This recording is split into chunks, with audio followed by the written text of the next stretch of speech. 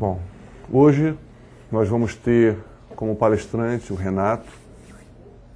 Renato tem um histórico muito interessante. Ele é paulista e, infelizmente, paulista. Não, paulista é gente boa. Foi, por muitos anos, professor do ESD na Federação Espírita de São Paulo. Tem um conhecimento muito profundo a nível teórico e prático da questão da mediunidade. E hoje, vivendo nos Estados Unidos, também traz a sua experiência de lá, já lecionou Espiritismo em outros centros espíritas e hoje está conosco, nos brindando com sua inteligência rara, com o seu coração sempre buscando ser uma pessoa do bem, sempre carinhoso com todos que aqui frequentam a nossa casa, nos grupos de estudo, no atendimento fraterno, enfim, organizando o dinheiro, que é escasso, né, Renato? Para colocar essa casa para frente, para o alto, enfim. Então é um homem de muita luz, de muita vontade de ser bom. Isso é o que caracteriza o bom espírita, né? Esse desejo, essa vontade de superar as nossas próprias deficiências. Enfim, Renato traz para nós hoje o tema o verdadeiro espírita. Provavelmente eu vou falar dele mesmo. Não, mentira. A palavra é toda sua, Renato. Obrigado. Boa sorte. Um papelzinho e um lápis. Deixa eu pegar aqui para todos, né? Eu não cumprimentei vocês direito, desculpa. Você faz um favorzinho? É uma folhinha e um lápis para cada um. Tudo bem? Como é que tá? Precisa pegar para ele. É que ele não estava aí. Infelizmente não tem prancheta para todos, mas é facinho. Essa palestra já é a terceira ou quarta vez que a gente faz. Eu fiz uma experiência há um ano atrás, mais ou menos. O capítulo 17 do Evangelho é o homem de bem. E onde a gente fala tanto no Espiritismo da reforma íntima, né, de que a gente tem que se modificar, e onde a gente encontra então a receita disso, onde a gente encontra o roteiro para a gente seguir. Então, basicamente, tudo que o Evangelho coloca, e o Kardec desenvolve nos capítulos, é o Sermão da Montanha de Jesus, que está em Mateus, começa no capítulo 5º e vai durante 37 ou 38 linhas, quando Jesus faz todas aquelas bem-aventuranças. Isso, então, é o nosso caminho à reforma íntima. Mas isso foi escrito há 2000 anos atrás. E muito do que ele diz lá, para nós fica meio sem sentido, mesmo porque na época ele usou muita parábola, ele usou muito exemplo, e porque o povo daquela época não estava preparado. O que o Kardec fez no capítulo 17, Sede Perfeitos, ele pegou esses ensinamentos de Jesus e em 19 frases ele resumiu todos esses ensinamentos, nos dando o roteiro então do verdadeiro espírita. E ele diz, até foi lido na quinta-feira, a segunda parte do capítulo, que o verdadeiro espírita a gente reconhece pelo esforço que ele faz da sua transformação interior, de modo que ele possa dizer que hoje ele é um pouquinho melhor que ontem, e amanhã ele possa dizer também que é um pouquinho melhor que hoje. Então, é isso que caracteriza o verdadeiro espírita, porque perfeição nós não vamos conseguir, provavelmente nesta encarnação. Alguns já estão na última, mas o importante não é a reforma que se faça de uma hora para outra, ninguém consegue fazer. O que a gente faz é uma tentativa de sermos melhores hoje do que fomos ontem, e amanhã faremos esforço de sermos melhores ainda até alcançarmos a perfeição, talvez não nesta encarnação, numa outra futura. O importante é o caminho, por isso que se reconhece o verdadeiro espírita. O que eu fiz aí, como são 19 frases que o Kardec usa, eu coloquei, vocês podem abrir, eu tampei porque não pode colar. Entendeu? Não pode colar a resposta do outro. Isso aí pus para manter a privacidade de cada um, tá? Quem está do lado não precisa saber o que a gente vai responder. São as questões, nós vamos dizer se nós sim, não ou mais ou menos. É interessante, se vocês quiserem guardar isso, daqui 6 meses, daqui 1 ano, vocês lendo esse capítulo, tem que responder de novo e ver naquilo que a gente melhorou ou naquilo que a gente continuou igual. Ok? É só não é nada de teste, não é nada de exame, é só para a gente para a gente se autoavaliar. Então, a primeira... Não está ligado aqui? Não liga aqui?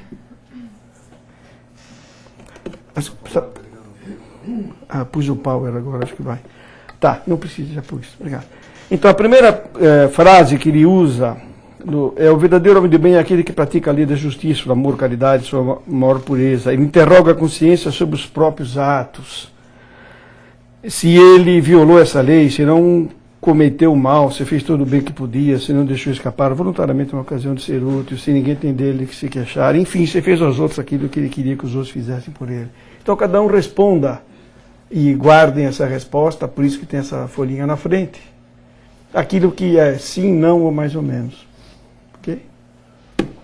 Então, infelizmente não tem prancheta para todos, mas é fácil apoiar na mão porque é bem pequenininho. A lei da Débora, você pegou o papelzinho, a caneta? Tem? Não, só para saber.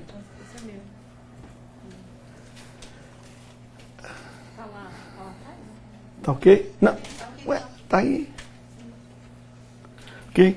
A segunda questão, então vocês vão respondendo. Depois, no final, aí a gente vai saber onde a gente vai ter que se melhorar. Tá?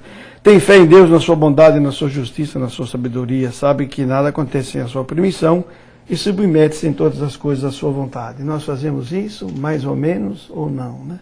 Então, cada um vai responder. Mais uma vez, não pode colar. Quem cola vai para um umbral.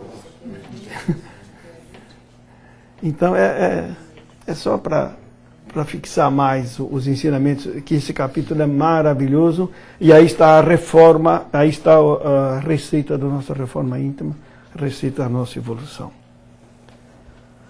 A terceira frase é que tem fé no futuro e por isso coloca os bens espirituais acima dos bens temporais. Será que nós fazemos isso?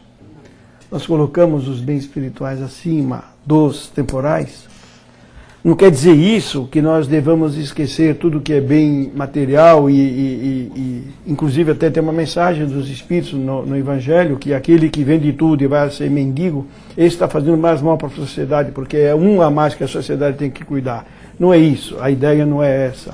É simplesmente darmos o devido valor para os bens materiais, que são úteis, importantes e necessários, e também darmos os valores para os bens espirituais. Então, não devemos prejudicar um com referência ao outro, porque tem gente que só se preocupa com os bens materiais e a parte espiritual fica para depois.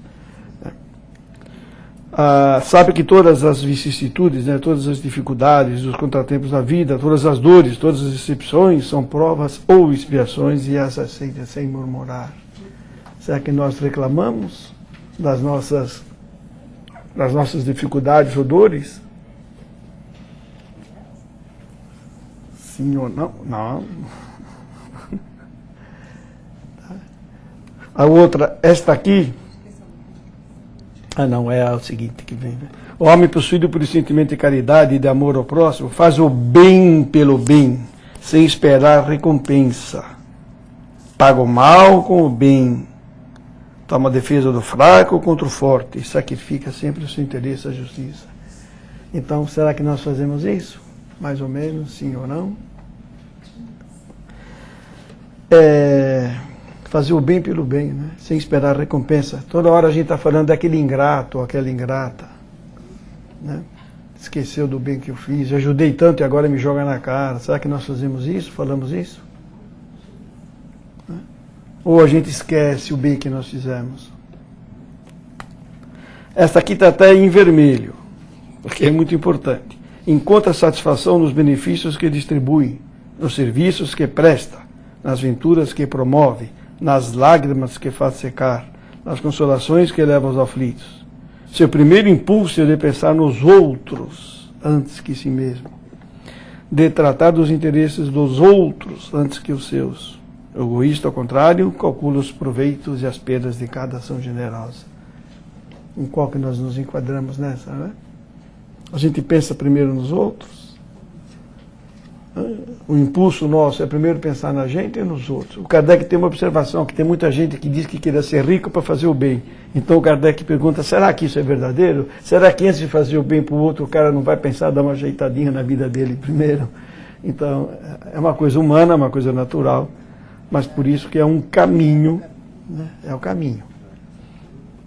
Quem seguiu esse caminho, ou melhor, ele que nos ensinou foi Jesus, né? Que ele sempre colocou os outros em primeiro lugar. Sempre pensou mais nos outros do que nele mesmo. A outra é bom. Foi duas.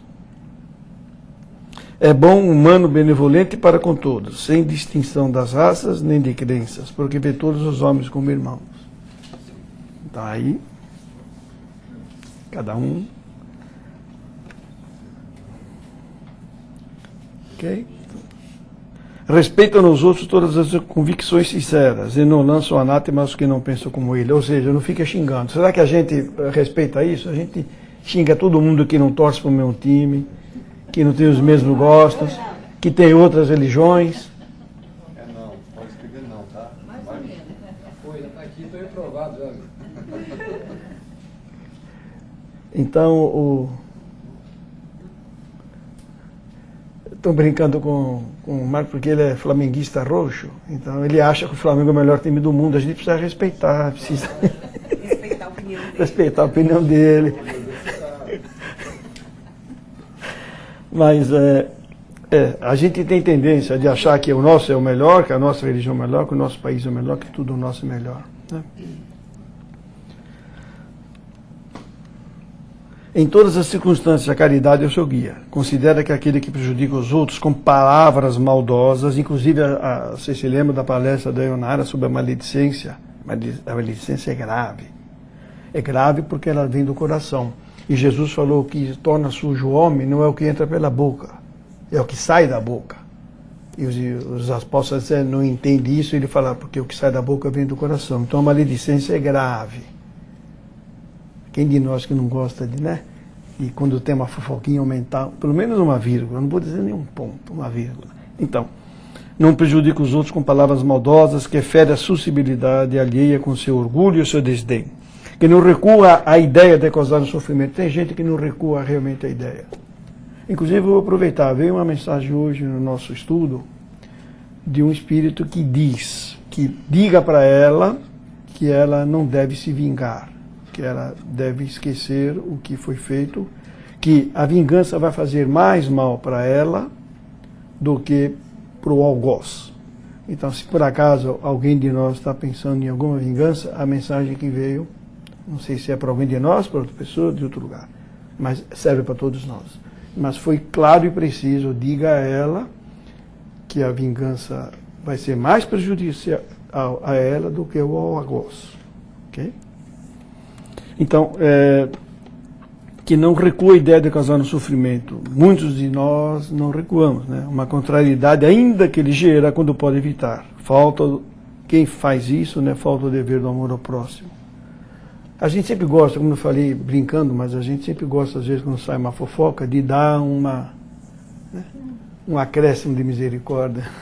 Uma pimentada, né? Exato, dar uma aumentadinha. Ah, mas é verdade, porque aconteceu isso. É humano, mas nós devemos procurar evitar isso, já que queremos ser perfeitos. A 10 também está em vermelho. Não tem ódio nem rancor, nem desejos de vingança. A exemplo de Jesus, perdoe e esquece as ofensas. E não se lembra senão dos benefícios, porque sabe que será perdoado conforme haver perdoado. Esta é outra paulada na nossa cabeça, no sentido que nem ódio, nem rancor, nem desejo de vingança.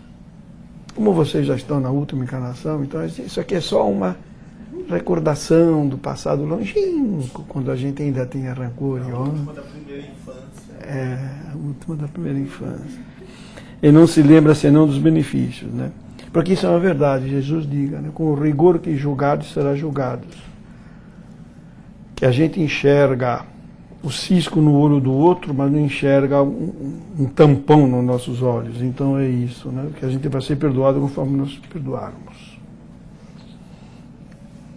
É indulgente para as fraquezas alheias, porque sabe que ele mesmo tem necessidade de indulgência. E se lembra dessas palavras do Cristo: aquele que está sem pecado, atire a primeira pedra. Muitos de nós, né, não somos indulgentes. A gente chama a pessoa: você é burro, você não sabe nada. Não sabe. Então, isso aí é negativo, queridos amigos.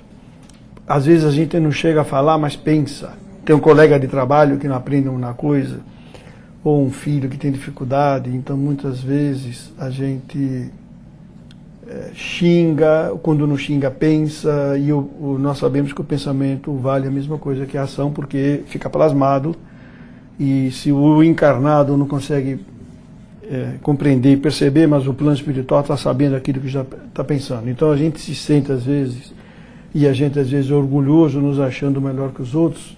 Então a gente está enganando, pode ser o próximo encarnado, mas não estamos enganando o plano espiritual que está vendo o que nós estamos pensando e o que nós estamos sentindo, que a gente se julga superior. Acontece muito, já trabalhei em empresa que toda hora estavam falando de uma outra pessoa que trabalhou lá, que a pessoa era fraquinha de cabeça. O defeito está entre a cadeira e o computador, ou seja, está chamando a pessoa de incompetente. Né? Isso repete várias vezes, o problema está entre o computador e a cadeira, ou seja, isso é negativo. É negativo isso. A gente está se julgando melhor que o outro. E às vezes aquela pessoa é ruim na matemática, é ruim no computador, mas é uma excelente nas artes, por exemplo. Inclusive é uma coisa que ocorre até com os nossos filhos. Tem criança que é chamada na escola porque não vai bem na matemática, mas a pessoa nasceu para ser um artista, desenha com um espetáculo. E a gente acha que a inteligência, até já foi feita várias palestras sobre isso, que a inteligência para nós é só a inteligência matemática ou a inteligência científica. Existem outras inteligências. Os artistas, por exemplo. Então, às vezes, ele nasceu para pintura, nasceu para música, nasceu para qualquer outro tipo de arte, mas não vai bem na escola, não gosta de português, mas é bom na matemática ou vice-versa. Não gosta de história, mas o cara é bom em química. Enfim, nos devemos julgar, né? Devemos analisar, porque Peter Drucker, que foi o pai da administração moderna, ele diz no livro O Gerente Eficaz que cada um é bom numa coisa só. Então ele cita até o exemplo do Beethoven, que se não fosse a música ele não estaria na enciclopédia. Era bom na música, não era bom na matemática.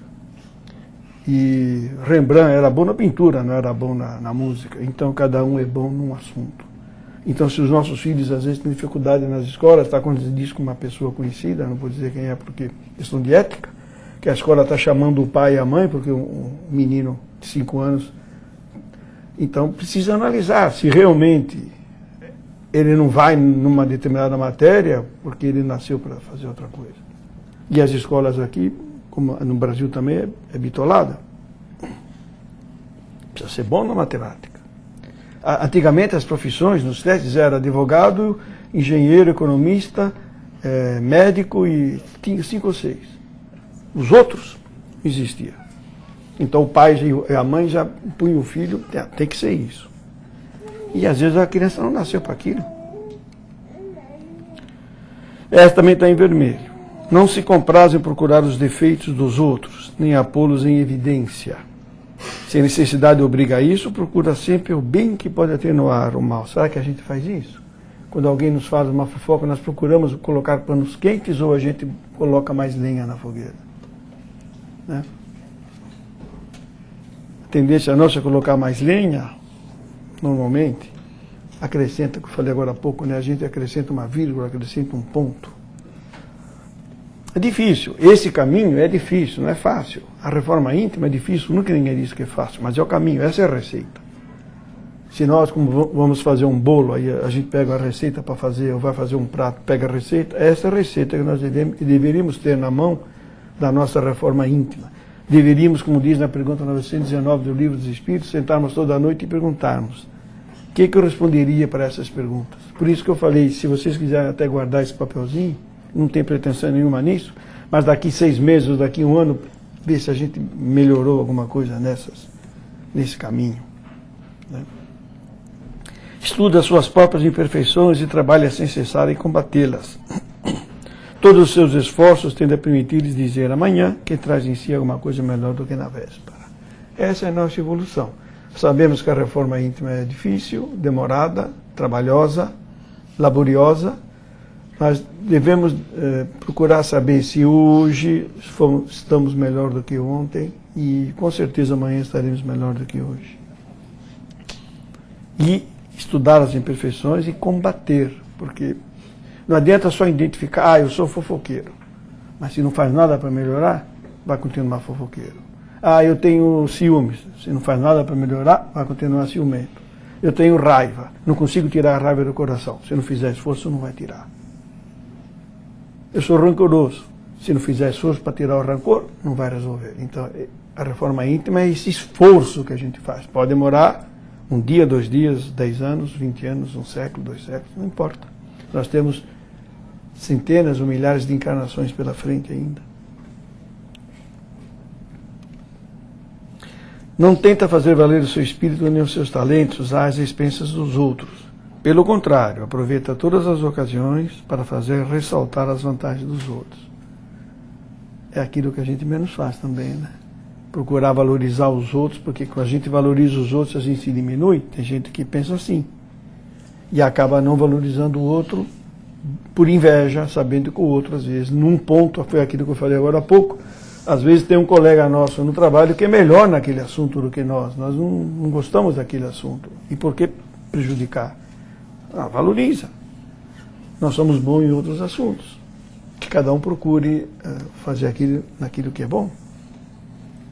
Que é a receita da verdadeira felicidade interior, né? Façamos aquilo que nós gostamos. Eu estou dando assim um tempinho para que a gente possa pensar e responder, etc. Né? Não se envaidece em nada com sua sorte, nem com seus predicados pessoais, porque sabe que tudo quanto lhe foi dado pode ser retirado. E isso o Espiritismo nos ensina, através das reencarnações, que se formos orgulhosos e se prejudicarmos alguém com os nossos talentos em prejuízo de outro, nós poderemos ser punidos numa outra encarnação.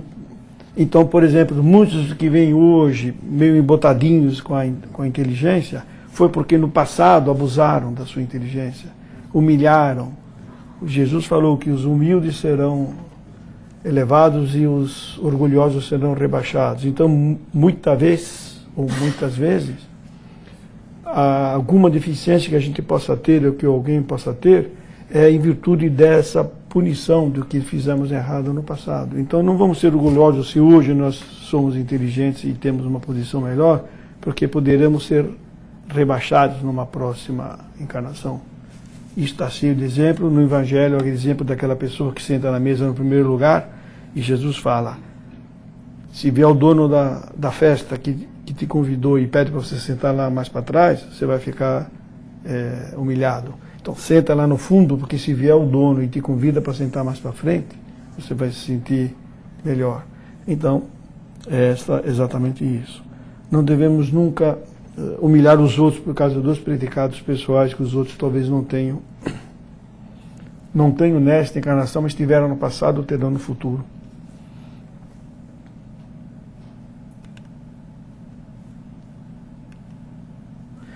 Usa, mas não abusa dos bens que lhe são concedidos, porque sabe tratar-se de um depósito, do qual deverá prestar contas, e que o emprego mais prejudicial para si mesmo que poderá lhes dar é pô-los ao serviço da satisfação de suas paixões.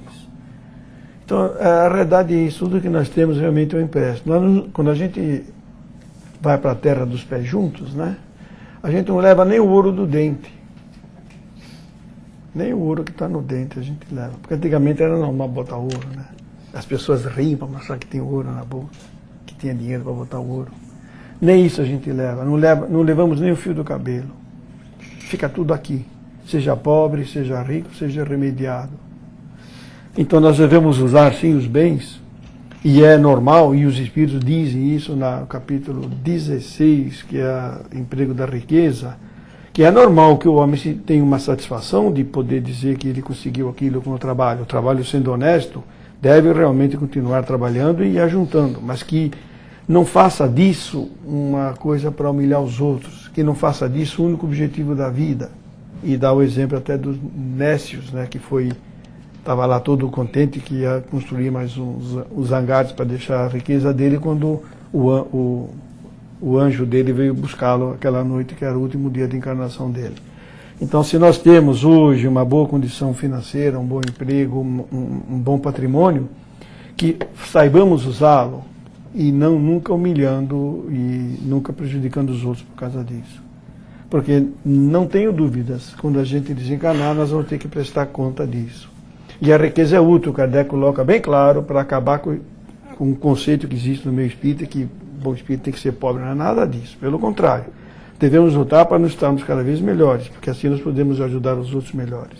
E ele diz que o melhor emprego da fortuna é quando você pode criar emprego, porque daí você sustenta a família daquela pessoa, e ele pode dizer, eu sustento minha família com o meu trabalho, com o meu esforço, com o meu salário. Isso é motivo de satisfação para a pessoa. E se alguém puder dar emprego para fazer com que todos possam ter a sua família vivendo bem, isso é ótimo, é o ideal. Porque se todo mundo tem, dava esse exemplo no Brasil, né? Se todo mundo tem o Fusquinha, ninguém vai assaltar o outro que tem o Cadillac. No caso do Brasil era o Galaxy, né?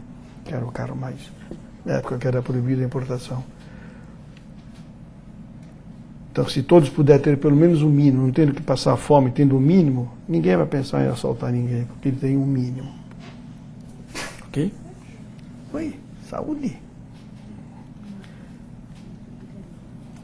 Esta também está em vermelho. Se nas relações sociais alguns homens se encontram na sua dependência, trata-os com bondade e benevolência, porque são seus iguais perante Deus. Usa a sua autoridade para erguer-lhes a moral e não para os esmagar com seu orgulho. E evita tudo quanto poderia tornar mais penosa a sua posição subalterna. Quem está fazendo o tratamento na quinta deve ter visto 2 semanas atrás isto, porque eles estão agora no capítulo que é o bom espírita, e essa parte do homem de bem vem um pouquinho antes. Deve ter sido trabalhado pelo nosso querido companheiro Alexandre. E que vem de quinta-feira aqui tem várias pessoas, então devem ter já de cor e salteado isso. Então, queridos amigos, isso é importante porque tem gente que empina o nariz. Tem colega que junto, toma cerveja toda sexta-feira, todo sábado sai junto, e depois que um deles é promovido, já empina o nariz, já enxerga o outro como inferior, já não sai mais com ele, já não convida mais para jogar buraco na casa dele. Isso existe muito disso. Então nós devemos respeitar os nossos inferiores hierarquicamente, porque hoje estamos numa posição melhor, mas e amanhã, quem sabe?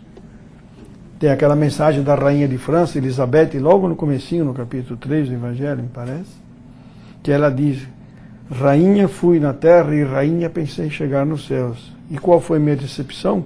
A encontrar lá pessoas que eu humilhei, escravos meus que eu humilhei, e agora estavam numa posição superior à minha, da qual eu tinha agora que pedir permissão. Então é isso, meu companheiro. Se hoje a gente é gerente, diretor ou chefe ou qualquer coisa, tomemos cuidado com isso. Não vamos usar a nossa autoridade para puxar a pessoa e não para pisar em cima da pessoa. Né? Porque todos nós somos iguais perante Deus. O subordinado, por sua vez, compreende os deveres da sua posição e tem o escrúpulo de procurar cumpri-los conscientemente. Também é uma paulada na nossa cabeça, porque tem gente que acha que só porque é empregado que se lasca o dono. Não é isso, está errado. Nós devemos ter o escrúpulo de trabalharmos bem, de fazermos o melhor possível, de darmos o melhor possível pela empresa que a gente trabalha, porque é o nosso sustento. Se a empresa que a gente trabalha quebrar, a gente vai ficar sem emprego. Okay? Então, é o esforço que nós devemos fazer para que a empresa andando bem, nós possamos crescer dentro da empresa também. Então, não é só de cima para baixo que a mensagem anterior falou, mas também de baixo para cima é a mesma coisa. E quem sabe se hoje nós estamos por baixo, porque numa outra encarnação nós poderíamos estar por cima, ou já estivemos por cima. Ninguém sabe, né? Ninguém sabe o nosso passado. Então nós temos que compreender que devemos ter o escrúpulo de procurar cumprir da melhor maneira possível, como se a empresa fosse nossa. Esse é o objetivo. E a última, o homem de bem, enfim, respeita nos seus semelhantes todos os direitos que lhes são assegurados pelas leis da natureza. como desejaria que os seus também fossem respeitados.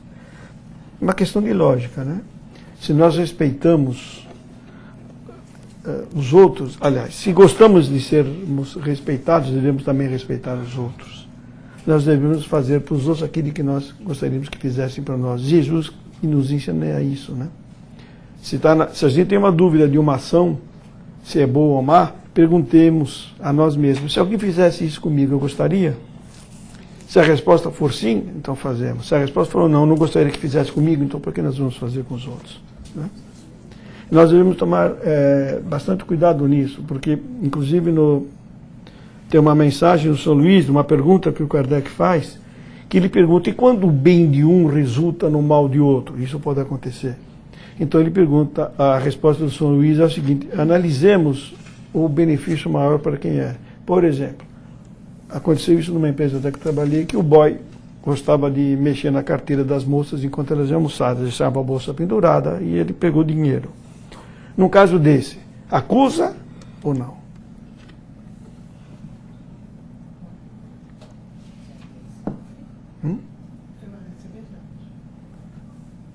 Prevalece a verdade. Acusa se você tiver certeza. Não, eu digo assim, mas você tem certeza, deve falar ou não? Porque está prejudicando um. Se você não falar, Sim, você tem que tá estar conivente. Então, isso é a resposta que eu acabei de falar que o senhor Luís deu. Nesse caso, é inegável que você tem que falar, porque está prejudicando. E mesmo porque é uma atitude errada. Ele estava roubando, abria a bolsa das meninas, das moças, né, das funcionárias, e pegava o dinheiro. Então é lógico que aí tem que falar. Agora, se alguém tem um defeito que prejudica só ele, aí não. Por exemplo, você descobre que o cara gosta de comer com a mão e se lambuza inteiro. E ele vai até comer num cantinho para ninguém ver. Se você viu e falou, aí já é maldade. Porque aquele... maledicência. Porque aquilo só está prejudicando ele. Quem se meleca é ele.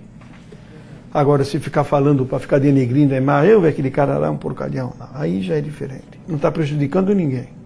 Ok?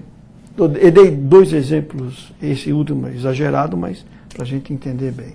Então é isso que nós se depreende daquela resposta que o São Luís dá no Evangelho a respeito disso. É importante que a gente aprenda, nós que estudamos a doutrina espírita, que a gente aprenda a distinguir aquilo que seria uma atitude, um comportamento moral daquilo que seria um comportamento egoísta ou ciumento ou de ira ou de raiva. Nós devemos eliminar do nosso coração realmente, né, os ciúmes, a inveja, a raiva, a maledicência, a vingança. Isso nós devemos fazer com urgência. É prioridade absoluta, porque são coisas que prejudicam muito a gente. Já que estamos falando de homem de bem, do verdadeiro espírito, o verdadeiro espírito é esse que realmente procura eliminar do coração tudo isso. A vingança, então, é batata, porque tem até um espírito que fala numa mensagem que nunca deve passar pela cabeça do espírito da vingança. Por quê? Porque às vezes a reação no momento da raiva é normal. Se alguém pisa no pé da gente, na hora ou se alguém fecha a gente na rua, a gente na hora, né, xinga. Mas a vingança teve tempo entre a infração e a resposta. Deu tempo de acalmar, de pensar. Então nunca a vingança. Que o Kardec coloca no capítulo que ele trata do duelo, porque justamente na hora de uma briga lá, alguém pega uma faca e enfia, alguém está com sangue quente, é uma coisa. Agora, no duelo é diferente, teve tempo, passa 3, 4 dias, aí ainda escolhem a arma que vão duelar, quer dizer, já esfriou, não justifica. Então não justifica uma reação emocional quando já passou o motivo que causou essa, como é que se diz, infração ou esse prejuízo a alguém. Então a vingança nunca. Okay? E tem 2 mensagens muito bonitas no finalzinho do Evangelho, no finalzinho do capítulo, né, que é o homem no mundo. Que o sentimento de piedade deve sempre animar o coração daqueles que se reúnem sob o olhar do Senhor, implorando a assistência dos bons espíritos. Purificai, portanto, os vossos corações. Não deixeis que pensamentos fúteis ou mundanos os perturbem. Elevai o vosso espírito para aqueles a quem chamais. a fim de que eles possam, encontrando em vós as disposições favoráveis, lançar em profusão as sementes que devem germinar nos vossos corações, para neles produzir o fruto da caridade e justiça. Então não adianta a gente pedir, a gente pede toda hora para Deus, para Jesus, para o anjo da guarda, e a gente não só pede. Então vamos procurar purificar o nosso coração, eliminar as coisas que são fúteis, para que a gente possa ter até um padrão vibratório para acessar esses espíritos superiores que a gente está pedindo ajuda. Só pedir sem nada melhorarmos, né? Não penseis, porém, que vos exortar incessantemente a prece e a evocação mental, queremos levar-vos a viver uma vida mística, que vos mantenha fora das leis da sociedade em que estáis condenados a viver. Vivei como, aqui foi uma falha, vivei como os homens do vosso tempo, como devem viver os homens. Sacrificai-vos às necessidades e até mesmo às frivolidades de cada dia, mas fazei-os com sentimento de pureza que as possa santificar. Então, porque tem gente que pensa que não se pode, na seguinte vai ficar bem claro, a virtude não consiste numa aparência severa e lúgubre. Tem gente que pensa que o espírito não pode rir, não pode se divertir, não pode ir no cinema, não pode fazer nada. Isso aí é loucura, é um erro.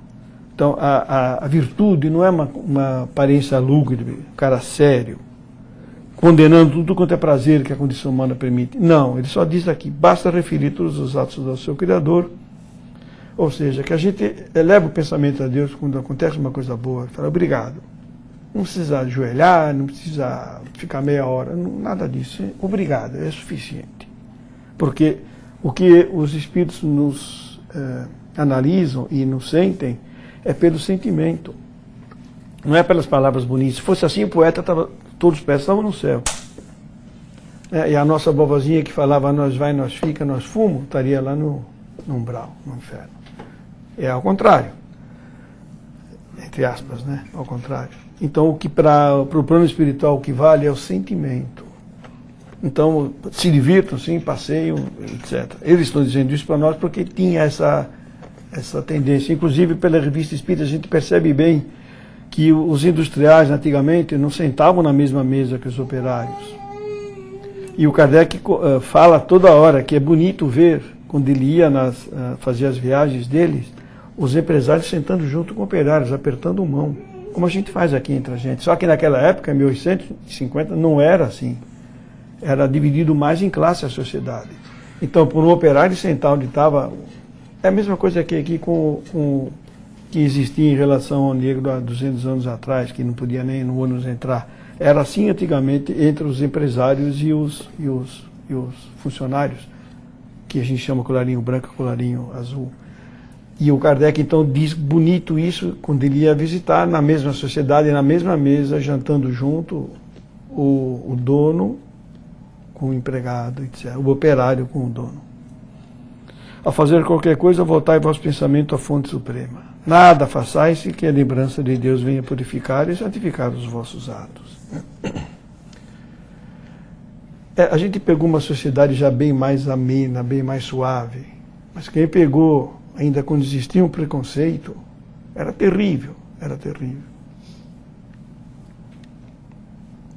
Não imagineis, portanto, que para viver em constante comunicação conosco, para viver sob o olhar do Senhor, seja preciso entregar-se ao silício e cobiça de cinza. Silício é sofrimento. Né? Que tinha os asceltas antigamente que achavam que deviam mortificar o corpo, eles se davam chicotadas neles mesmos. E os espíritos falam, isso é besteira. Não é o corpo que tem que ser mortificado, é o espírito. Subjugar, eles falam, subjugar o espírito. Mortificar o espírito, não o corpo. O corpo, depois de alguns anos, vai ficar debaixo da terra.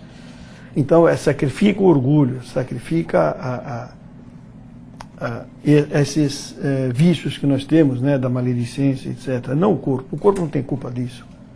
Se eu pegar uma bengala e dar na cabeça de alguém, não é a bengala culpada. É minha mão que é culpada? Não. Sou eu, o espírito que está comandando a mão. É nesse sentido. Não, mais uma vez, ainda não. Sede felizes no quadro das necessidades humanas, mas que na vossa felicidade jamais entre o pensamento ou ato que possa ofender a Deus, ou fazer que se velhe a face dos que amam e vos dirigem. Então não há necessidade realmente de de vivermos em sofrimento, de nos cobrirmos de cinza, de nos proibirmos certas diversões. Não há necessidade disso. Vamos ser alegres, felizes, brincalhões.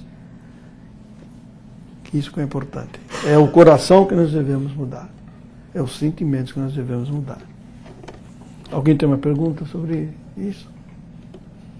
Gostaria que todos pudessem ter respondido, né? Sim. Cada um, que cada um analise depois se nós estamos no caminho do progresso espiritual ou não. Pelo menos no meio, coluna do meio. Alguém tem uma pergunta? Não? Então, muito obrigado pela atenção de vocês. Que Deus abençoe.